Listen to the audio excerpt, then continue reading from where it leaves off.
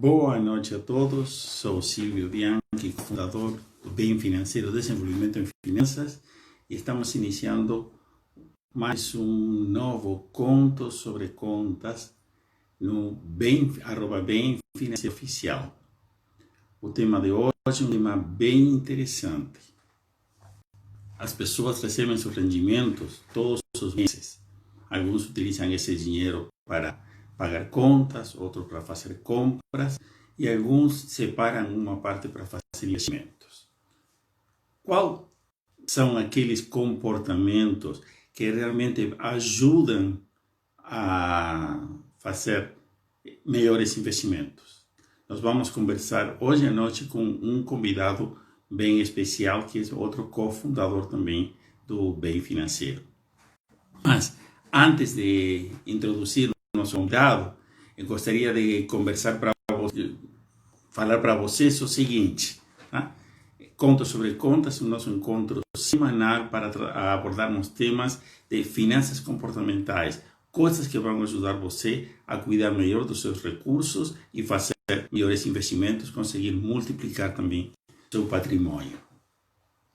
Vocês podem assistir aqui no Instagram do Bem Financeiro, @Bem Financeiro Oficial. A gravação fica disponibilizada no IGTV do Bem Financeiro e, posteriormente, fica também disponibilizado no nosso canal do YouTube. Aliás, é importante já convidar vocês para o seguinte: por favor, entrem no canal do YouTube, façam a sua inscrição no canal e, após fazer a inscrição, cliquem no sininho para vocês ficarem a par de todos os novos vídeos que nós estamos postando. Todas as nossas lives estão postadas aí. Nossas lives especiais com convidados especiais estão sendo também, às vezes, feitas diretamente no YouTube. Portanto, essas gravações já estão ficando diretamente lá no nosso canal do YouTube. Para entrar em contato conosco, é simples. contato@bemfinanceiro.com.br. Vocês podem entrar em contato através do nosso WhatsApp, tá? Que são os telefones que já estão disponibilizados dentro da bio do Bem Financeiro, ou também através do nosso site www.bemfinanceiro.com.br. Está já entrando o nosso convidado, que é o Rogério Frutuoso. The one and only Rogério Frutuoso. Boa noite, Rogério. Boa noite, Silvio. Como que você está, meu amigo? Tá com frio aí Tudo também? bem. Tudo bem. Aqui está frio também, friozinho. Você viu que já estou até com um casaco também, com um agasalho. Gente, para apresentar o Rogério, muitos já conhecem ele, para os novos visitantes, aqueles que ainda não conhecem, o Rogério, além de ser cofundador do Bem Financeiro, ele é formado em Ciências Atuariais com um MBA em Engenharia Financeira pela Escola Politécnica da USP. É agente autônomo de investimentos, corretor de seguros, instrutor de treinamentos de finanças, matemática financeira e estatística. Aliás, ele foi meu professor quando eu fiz minha pós-graduação em educação financeira e coaching. Ele foi meu professor de investimentos e também é consultor financeiro e palestrante. Tá? Ele foi um dos pilares quando ideamos o Bem Financeiro, e estamos aqui juntos, dessa vez, para conversar de um tema que ainda estamos aí deixando suspenso, mas vai ser comportamentos que ajudam ao investidor. Outra parte. Rogério, agora sim, boa noite. Boa noite. É engraçado, né? Você falando aí da minha formação, das atividades. 50 empregos, né? Tipo, um monte de coisa ao mesmo tempo, mas todas elas atreladas a finanças. E o que a gente vai bater de papo hoje tem muito a ver com a pós que eu fiz de engenharia financeira. E é interessante porque lá na pós, quando eu fui apresentar a minha tese, não, né? Minha monografia, é bem interessante porque o curso é de engenharia financeira. Então, você imagina, os professores, na sua maciça maioria, engenheiros, né? Onde eles atribuem finanças a fatos cartesianos, a gráficos, a medir distância de tendência, estatística. E eu tive um professor excelente, o professor Michel, que era um dos poucos professores que era fora desse conceito cartesiano. Inclusive, ele era meu professor de teoria dos jogos. E ele falou, cara, isso foi em 2011. E ele falou assim, cara, não, 2011 não, perdão, 2009. Ele falou, vamos falar sobre finanças comportamentais? Eu falei, mas existe isso? Como assim, finanças? E eu estava na mesma linha. Eu falei, finanças, estou no curso de engenharia financeira, fazendo curso de estatística, mexendo com software de inteligência artificial, etc. Tudo. Você vai me falar de finanças comportamentais, cara, isso não existe. O que é isso? Ele me apresentou o tema, extremamente interessante, e aí mostrou que o psicólogo 2002, o Daniel Kahneman, ganhou o Prêmio Nobel de Economia, né? Então, o psicólogo ganhou o Prêmio Nobel de Economia por conta de estudos de macroeconomia e neuroeconomia. E ele falou de uma série de efeitos, né? O seu sucessor, em 2017, né? Como ele chama? Thaler? Taylor. Ele ganhou também o Prêmio Nobel. Ele era um dos seguidores aí do Kahneman. E eu me aprofundei no assunto e fiquei extremamente satisfeito. Pra você ter uma ideia, atualmente, algo não muito longe de 3 trilhões de dólares são geridos por instituições financeiras com os princípios de finanças comportamentais. Então, existe uma maneira de gestão de ativos, de carteira de investimentos, focado nesse tipo de modelo de gestão, né? Então, a gente vai falar aqui hoje bastante do antes e o durante, né? Quais são os comportamentos que você precisa desenvolver antes de investir e também quais são os comportamentos que você precisa identificar durante o período de investimento. E você falou no começo, né? Ajudam a investir, mas tem uns comportamentos que você identifique que, na verdade, eles atrapalham o investimento. Então, a gente vai falar um pouco dessas duas questões, desses dois momentos, né? E você que está aí acompanhando a gente aí, quer aprender sobre investimentos nessa parte, com esse viés comportamental, lá embaixo, onde você está assistindo a gente, tem um aviãozinho. Clica nele lá e vê lá quem que tá verdinho, quem tá online, divulga pra galera, porque o assunto de hoje é top, como todos os assuntos. E a gente vai falar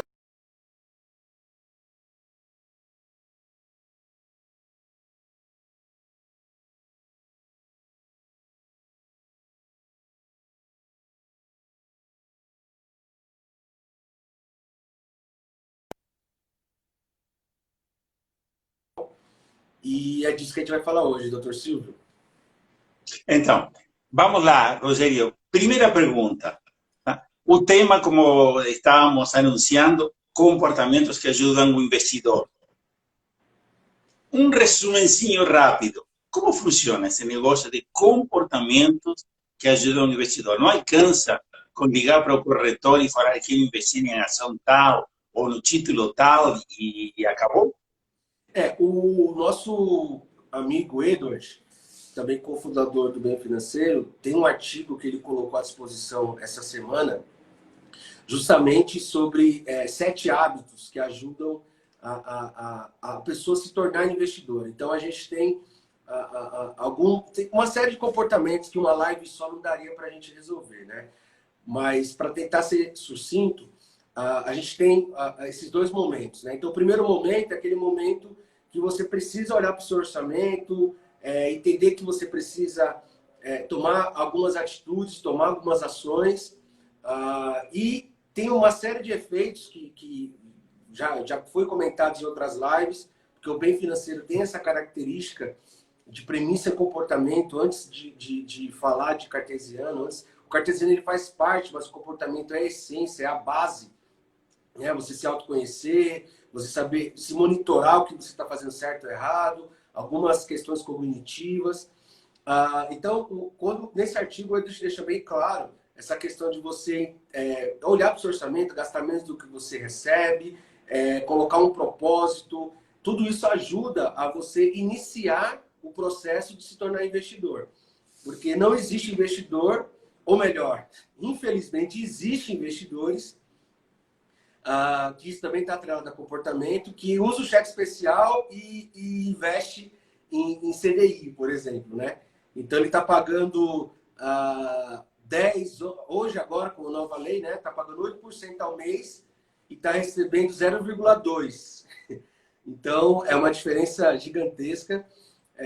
Tem outros efeitos que é do Taylor, que é justamente o efeito posse, que a pessoa tem aquela questão distorce as coisas por conta da posse. E é um pouco disso também. A mentalidade, que você até, a gente já conversou sobre isso, a contabilidade mental também, que faz a pessoa distorcer as coisas. E é uma das coisas que leva as pessoas a falar, eu tenho investimento, mas ela esquece que está devendo cheque especial. Né? Ela pega dinheiro emprestado para investir. Então tem... Essa é a falácia essa do investidor endividado. E não percebe, como você falou, que ele está pagando uma taxa de juros maior àquela que está ganhando e ainda está feliz e vai brigar com os demais falando, cara, eu tenho investimentos, eu não sou inspirado, não tenho dívida, eu sou investidor. É bastante comum. Eu recebi hoje uma demanda de uma colega que ela falou o seguinte, ela falou, Rogério, o banco está me oferecendo um empréstimo e disse que era para eu aplicar esse dinheiro porque os rendimentos estão muito bons. Eu, o quê? Ela falou, não, porque eles falaram que tem uns investimentos muito bacanas, então eles iam me emprestar para eu investir. Eu falei, sério? Os caras estão te oferecendo um empréstimo para você investir? Eu falei, então o mundo acabou. Se os investimentos estão rendendo mais do que os empréstimos, eu não preciso mais nem trabalhar. Vou lá no banco, pego o dinheiro emprestado, deixo investido e vou ganhar na renda. Né? Ela, mas isso quer dizer que não existe? Eu falei, lógico que não. Né? Não existe isso, cara. Então, a questão do comportamento, a questão do próprio ponto de vista e essa premissa que o ser humano é racional cai por terra em todas as teorias do comportamento, porque essa pessoa que abordou ela, essa gerente do banco, ela acreditava nisso, né? Então, existe uma distorção e a pessoa, para me perguntar, ela estava em dúvida se isso realmente aconteceria. Então, ainda bem. É absurdo você pensar que isso pode acontecer, né? Apesar que existem pessoas que fazem trabalhos similares, ele pega dinheiro emprestado a 2%, 3% ao ano, nos Estados Unidos, por exemplo, e investe no Brasil. Mas o cara é americano, ele tem dólar, né? Então tem a parte cambial a favor dele. Agora você vai pegar dinheiro emprestado lá nos Estados Unidos, trazer para investir em real aqui, para pagar em dólar, você está ferrado, meu rei, porque só o câmbio, estamos aí rumo aos R$6, cara. Olha só, quem imaginaria, né? A gente nunca imaginou chegar a 5, estamos a caminho dos R$6, né? Então, sobre comportamentos, a primeira fase você tem que identificar motivações para começar a investir, para ter o primeiro passo, para você deixar de gastar com prazer imediato em prol de uma realização que deva ser maior do que aquele prazer imediato, né? Criar essa troca. E essa troca é através de propósito, como a gente vem falando em todas as lives. A gente sempre fala da parte comportamental. E quando você entra nesse mérito de começar a guardar dinheiro, e o Silvio já repetiu muitas vezes, né? Se você não tiver esse objetivo muito bem definido, você corre o risco de estar, que é o que o Silvio sempre fala, que quando a pessoa começa a guardar dinheiro, essa pessoa ela está guardando por um desconhecido, né? Por quê? Porque ela está lá no longo prazo. Mas se ela colocar o guardar dinheiro num prazer que seja tangível, né? A gente já falou aí em outras lives de você desenhar o que você quer, de você tirar uma foto, de você especificar. Então deixa de ser uma coisa que incomoda, né? Eu tive, algumas coisas que eu falei com outros consultores, com outras pessoas que trabalham com finanças, que essa história de reserva de emergência, por que eu vou guardar dinheiro para uma coisa ruim? Então, isso não vai dar prazer, né? Então, são comportamentos pequenos, são pequenas atitudes. Você falar, poxa, então toda semana, eu vou dar um exemplo clássico, né? Toda semana eu gasto, sei lá, R$100 com pizza. Não é para você parar de comer pizza, não é para você economizar R$400 por mês pela pizza. Mas você fala assim, bom, se eu deixar de comer pizza uma semana sim, outra não, eu vou economizar R$200. Beleza, você vai guardar R$200. Mas se você não sabe por que você está deixando de comer pizza, no mês seguinte você não faz a mesma coisa. Então, eu estou deixando de comer pizza porque eu vou fazer aquele MBA top, que vai me gerar uma renda maior. Opa, então eu sei por que estou deixando de comer pizza. Então, o primeiro comportamento tem que ser motivado na troca por algo tangível, próximo, e que tenha essa oportunidade. O que é melhor? Trocar pizza ou fazer um MBA para conseguir aumentar a tua renda? Você pode falar, cara, e comendo pizza. Não tem problema. Então, esse é um exemplo, né? Essa história de parar de tomar cafezinho, de ficar guardando, não é isso. É você criar uma oportunidade no teu orçamento com coisas que talvez possam ser ajustadas em prol de uma coisa bem melhor. Aí é teu primeiro passo como investidor. E depois disso que eu vou começar a falar para vocês de outras coisas, de outros comportamentos, de outras armadilhas, para que você não seja um bom investidor e que tenha um bom embasamento para tomar decisão quando for investir. Rogério, nós no Bem Financeiro falamos bastante do tema da liberdade financeira. Tá? Esses comportamentos estão alinhados, ajudam a uma pessoa a alcançar essa sua liberdade financeira? Cara, é muito legal o que você falou. Existem conceitos entre liberdade financeira e independência financeira.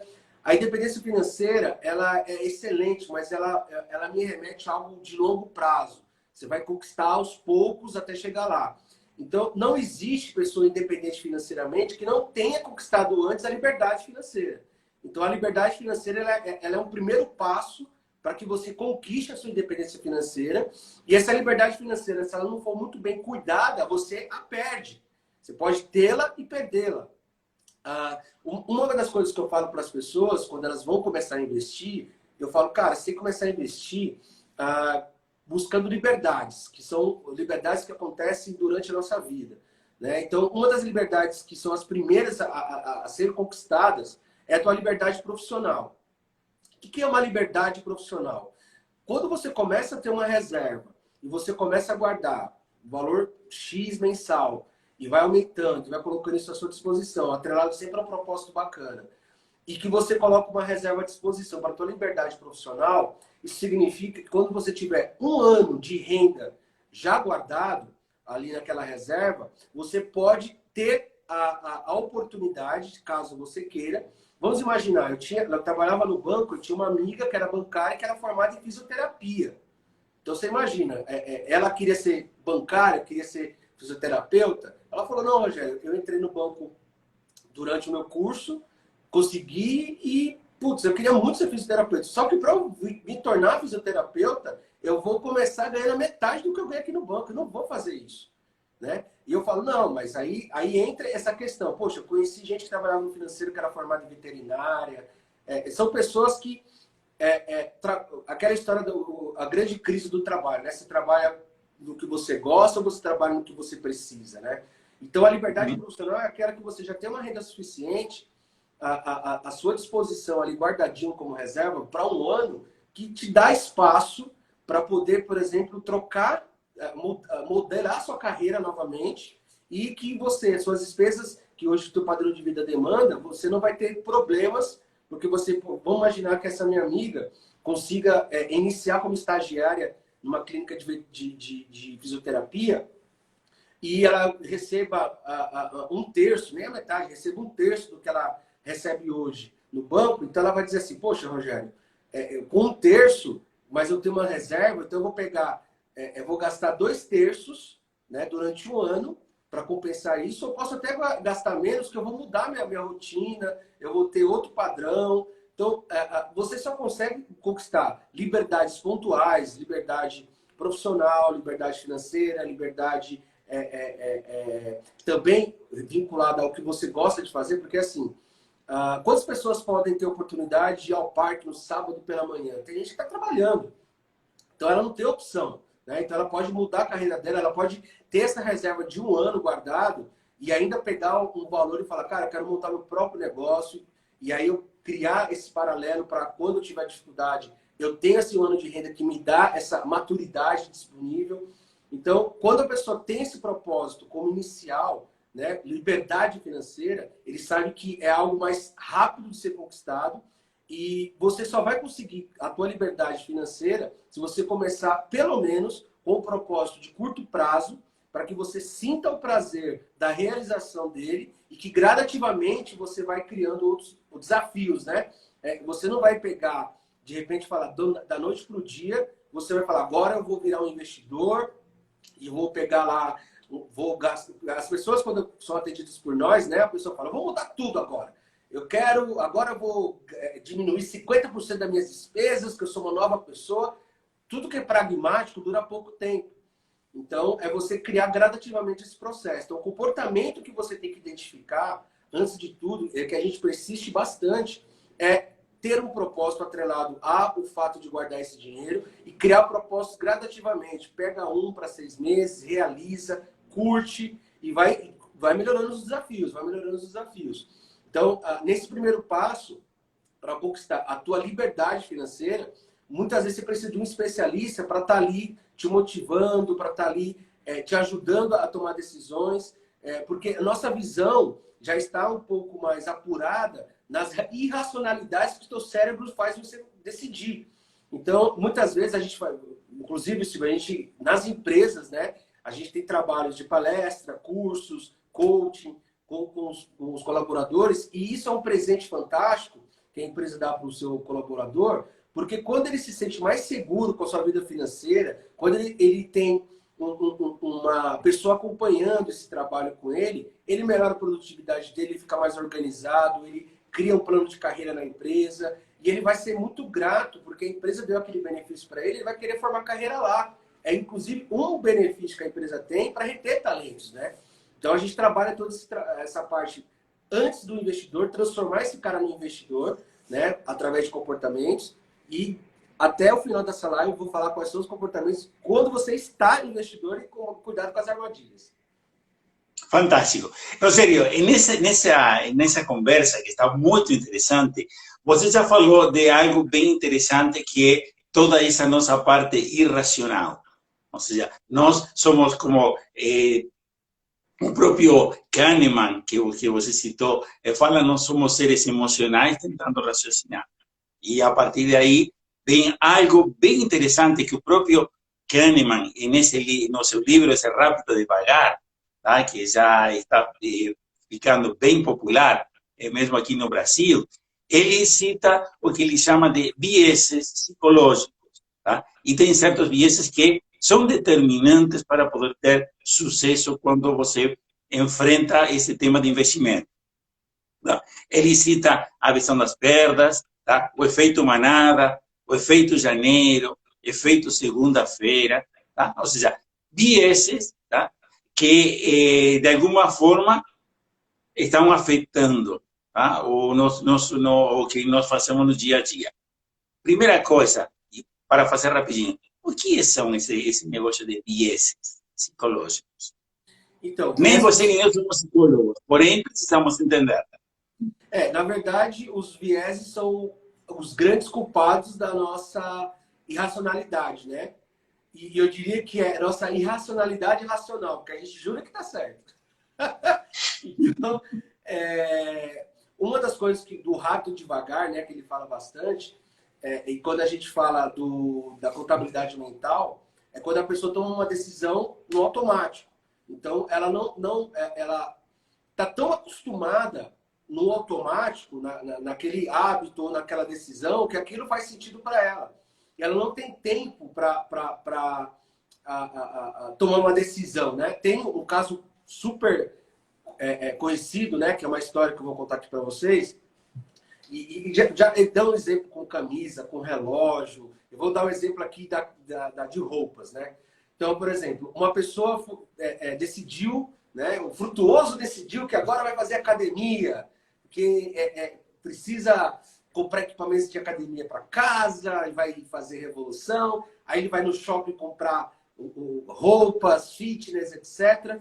Aí quando ele chega no lugar, ele viu uma garrafinha de squeeze fantástica, preta, com um negócio de super-herói. Porra, minha cara, eu adorei muito, vai ser muito legal. Quanto custa, moço? O cara fala, R$20.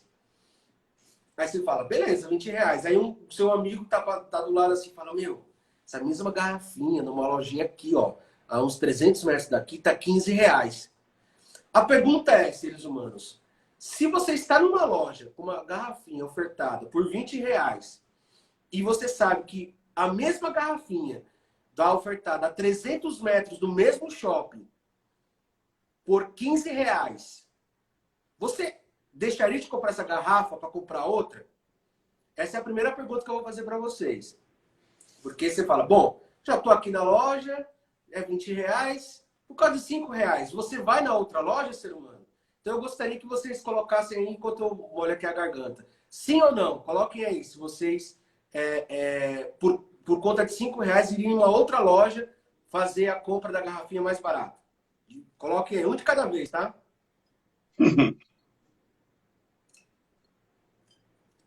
Eu não posso perguntar para o Silvio, porque ele é suspeito. E os demais estão tímidos, portanto, responde. Bom, e aí continuamos. Opa, sim, aí, tá vendo? A Fabi é demais. Sim, Marcos? Acho que é o nome dele, né? Sim, então, a maioria das pessoas, aí, Ricardão, diria sim. Perfeito, você tá certo. Por que eu vou comprar uma garrafinha de R$20 se ali do lado tem uma de 15? Tranquilo. Aí você continua passeando no shopping. Você continua passeando, etc.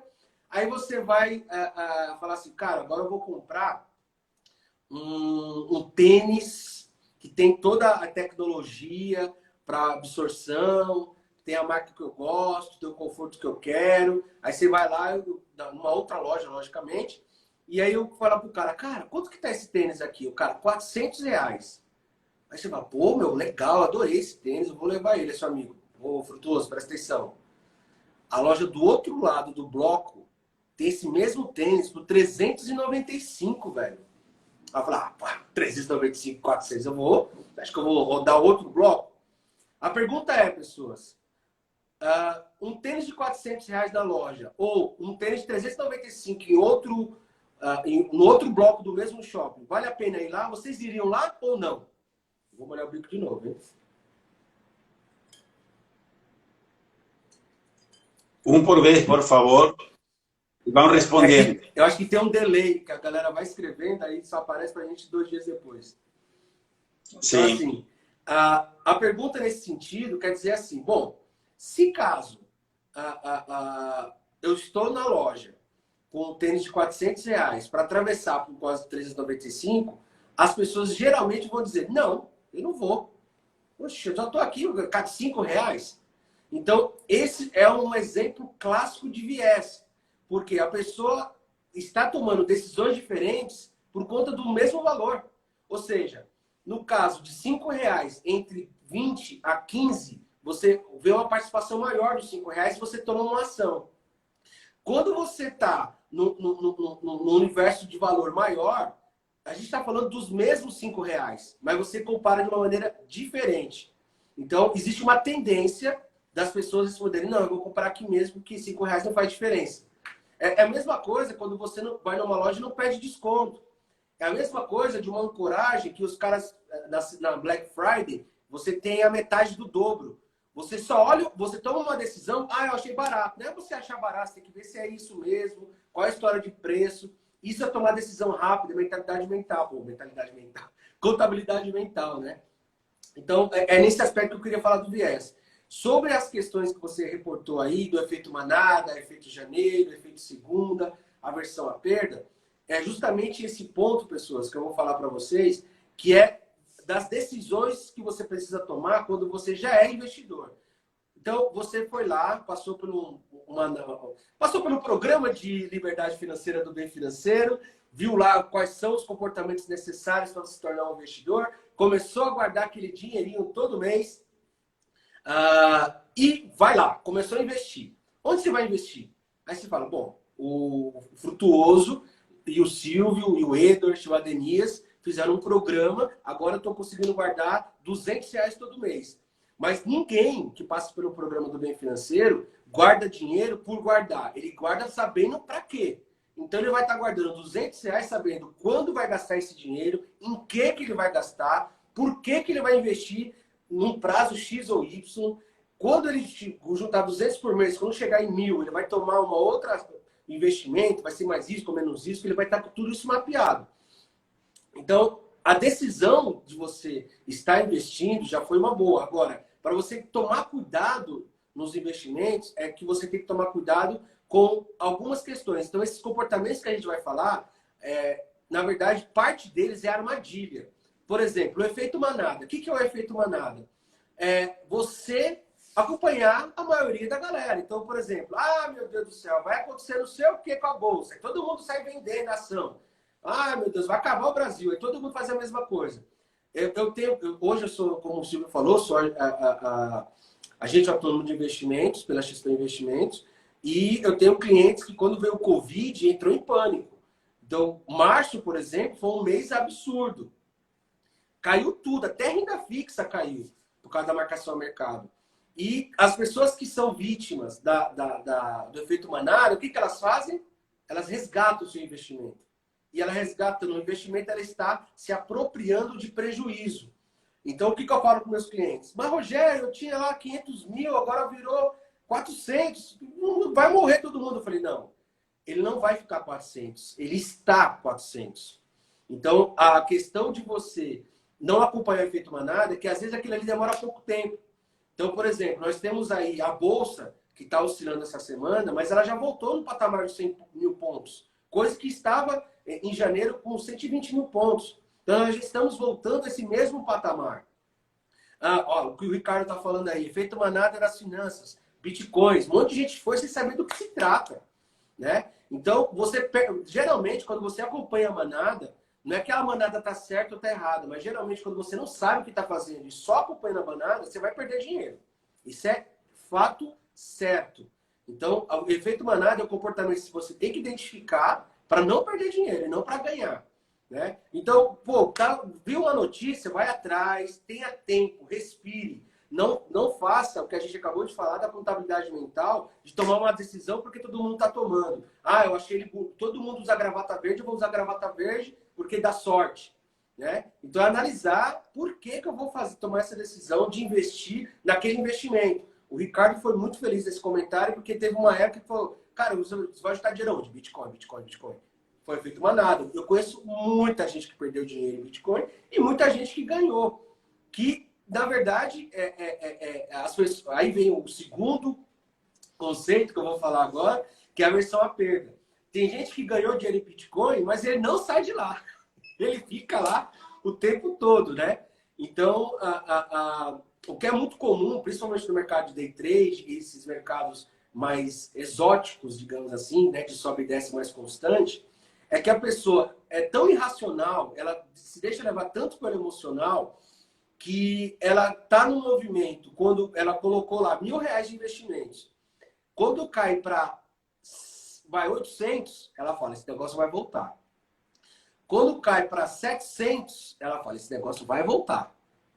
Mas, quando volta para 1.000, ela não entendeu que ela correu o risco de perder 300. E quando sobe para 1.100, ela sai fora. Ou seja, ela prefere correr o risco de perder 300 e quando é para ganhar, ela quer ganhar 100, porque ela já quer se livrar. Ou seja, se não volta, se perdeu. E se volta, deixa ele voltar e superar. Né? Então a pessoa já vai naquela ansiedade, opa, vou tirar os 100. Isso acontece muito no mercado de day trade. As pessoas perdem muito e ganham pouco. E a aversão à perda deixa você meio que distorcido das noções. Por exemplo, se eu dissesse para você agora que vamos fazer uma pequena aposta que eu vou jogar uma moeda, quem acertar, se você acertar o lado da moeda, eu vou te dar R$ 150, mas se você errar o lado da moeda, você perde R$ 100. E eu vou te dizer assim, você pode jogar isso 100 vezes. Vocês, por exemplo, vocês topariam um desafio desse, né? De pegar, toda vez que você ganhar, ganha 150. Toda vez que você perder, vai perder 100. As pessoas, na hora, falam não. E por que isso é racional? Porque se você tiver uma tendência de jogar várias vezes, e a gente sabe que a tendência de repetir eventos vai chegar à normalidade de 50% de acerto e 50% de erro, então toda vez que você acertar, você ganha mais do que você perde. Então vai, meu filho, vai dar certo. Para de ter medo. Então, isso também é um exemplo de aversão à perda.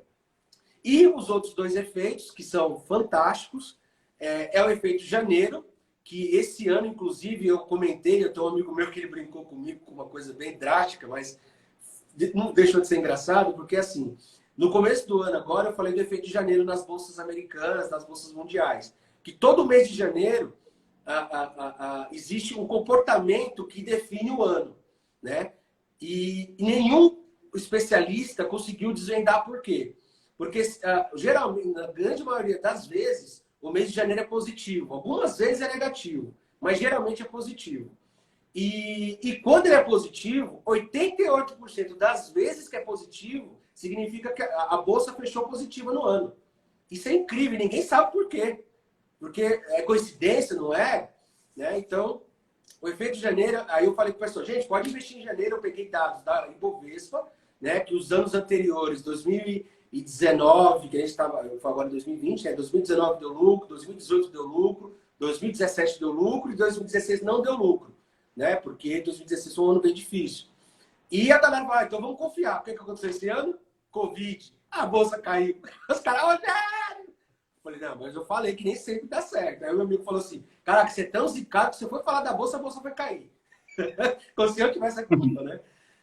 Então, o efeito de janeiro, ele é reconhecido como a maioria dos anos, não são todos os anos, que o valor das ações tem uma performance positiva no mercado mundial. Então, é um bom mês para investir, né? Mas não significa investimento é risco. Se não tivesse risco, não chamava de risco. Então, seria renda certa, renda garantida, não renda variável, né? E o último efeito, para a gente chegar no fim dele, é muito interessante também, que é o efeito do mau humor, que é o efeito segunda. O efeito segunda, pessoas, ele não atinge só o mercado financeiro, ele atinge o mundo inteiro em tudo. As performances das pessoas são piores nas segundas-feiras, a produtividade é comprometida às segundas-feiras, e o povo fica tão mal-humorado que, em momentos de crise, se você for olhar agora os dados, geralmente segunda-feira é o mês que cai mais a Ibovespa. No momento Covid, você vai ver, segunda caiu, terça ou quarta que começa a subir, mas segunda geralmente cai. Então, as más notícias, ou seja, períodos ruins de finanças, ou seja, crise, etc., a bolsa sempre vai cair na segunda. Então, tem operações mais avançadas, se entra vendido. Né? Porém, isso são efeitos. Você não pode se basear neles apenas para investir. Mas na minha monografia, eu peguei o mercado de 2005 a 2009, a Ibovespa, e uma coisa fantástica. As ações que estavam mais baixas subiram e as ações que estavam mais altas caíram. Isso é efeito comportamental, não é efeito econômico. As pessoas falam, essa ação, elas não estão sabendo se a empresa é boa ou ruim, se ela tem futuro ou não tem. Essa empresa está barata, eu vou comprar. Isso aí todo mundo comprando, aumenta o preço da ação. Essa empresa está cara demais. Então todo mundo sai vendendo, abaixa o preço da ação. É incrível isso, Silvio. Uhum. É parte da nossa irracionalidade tentando sermos racionais. Vou adiantar um pouquinho, tem alguma outra pergunta interessante, mas o tempo está passando, o papo está bem bom.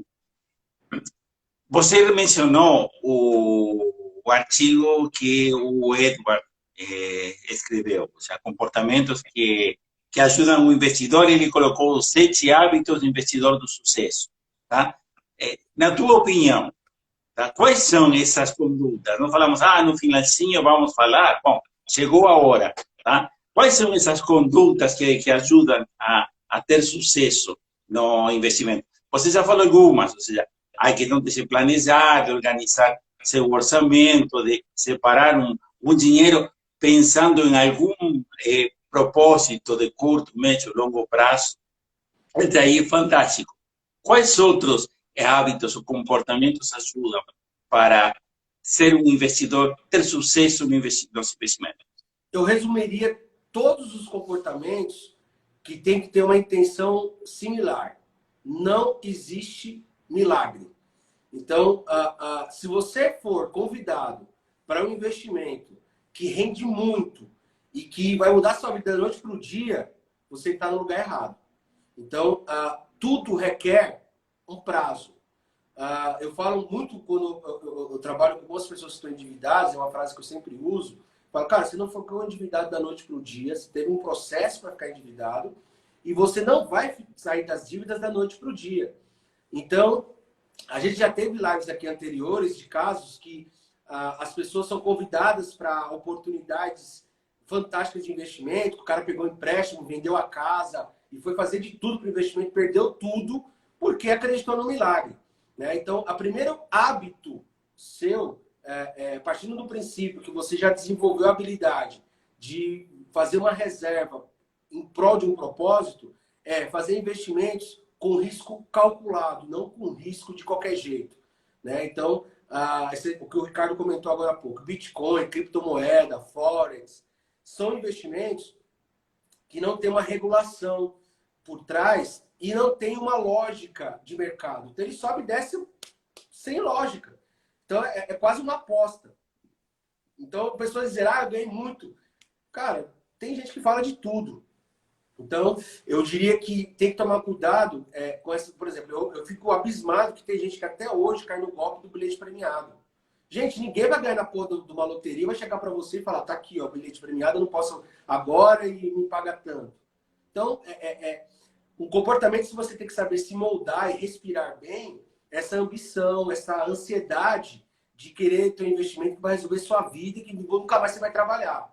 Né? Então, existe uma necessidade de investir e esse processo da liberdade financeira que você vai alcançar, ele não vai ser alcançado em 1 ano, em 2 meses. Ele tem um projeto de alcance e pode ser mais rápido ou menos rápido, dependendo da situação, de cada pessoa e da oportunidade, etc. Mas eu te garanto, não é uma coisa de curto prazo. Perfeito, excelente. Rogério, o tema está muito bom, mas o tempo está passando e você tem live agora às 9 horas, não é assim? Daqui a pouco tem live lá no Finanças com F e a galera me pediu um tema diferente hoje, Silvio. Eu não vou falar de investimento. Ah, sim? Ah, não? Não é direto. Vai falar de quê? Né? Eu vou falar sobre a diferença entre saque e price para o financiamento imobiliário. Foi o que a galera me pediu essa semana. Então, daqui a pouco tem live lá. Por isso, daqui a pouco tem live lá. Então, Rogério, eu acredito que quem participou já agora sim tem algumas ideias claras, tá? De realmente o que ajuda a investir e o que atrapalha. Lógico que um papo interessante, mas não resolve a vida de muitos. Mas já está dando uma luz lá no fim do túnel. Mas quais são as tuas considerações finais? Como você arredondaria essa conversa para aqueles que participaram? E, lógico, aqueles que entraram e aí, pela metade, se lembram que no nosso IGTV nós vai ficar essa conversa gravada e vai poder ser acessada quantas vezes queiram. Tudo bem? Então, Rogério, encerrando, quais são tuas considerações?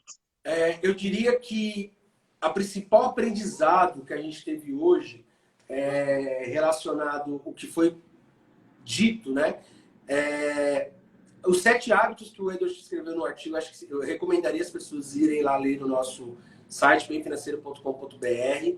É muito interessante, porque aquilo ajuda muito para te transformar no investidor.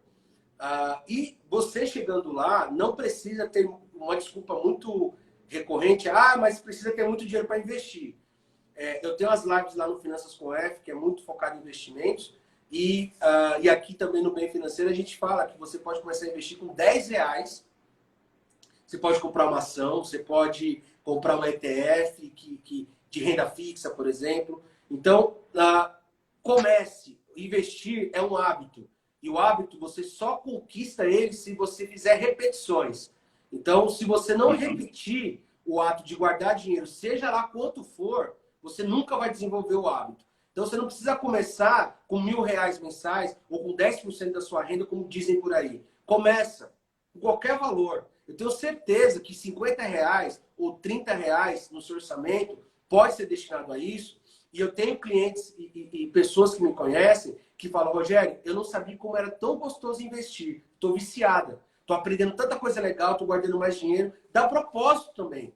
Então, a frase que eu quero resumir hoje, minhas considerações finais é: comece e repita. Perfeito. Gente, comecem e repitam. E vamos falar uma coisa. Repitam a sua presença, a sua visita ao nosso site e na participação das nossas lives. Na próxima quinta-feira, 20 horas, vamos ter uma live muito especial com uma convidada muito especial que hoje está participando dentro da audiência, que é a psicóloga e neuropsicóloga Denise Tolotti, tá? E vai conversar com o Edward, um tema bem legal também. Quais são esses comportamentos assertivos com relação às suas finanças? Um tema bem interessante que vai ser desenvolvido na próxima quinta-feira, 20 horas. E se lembram, ao longo da semana, nossos posts ainda vão ter amanhã vão ter os aprendizados da nossa live, nossas recomendações para o final de semana. E na segunda-feira vai ter uma matéria preparada pela Denise que vai antecipar um pouquinho o que vai ser conversado na quinta-feira. Rogério, muito obrigado pela participação. Você vai ter que correr para a tua próxima live no Finanças com F. E para os que participaram hoje, muito obrigado e até a próxima. Até mais, pessoas. Tchau.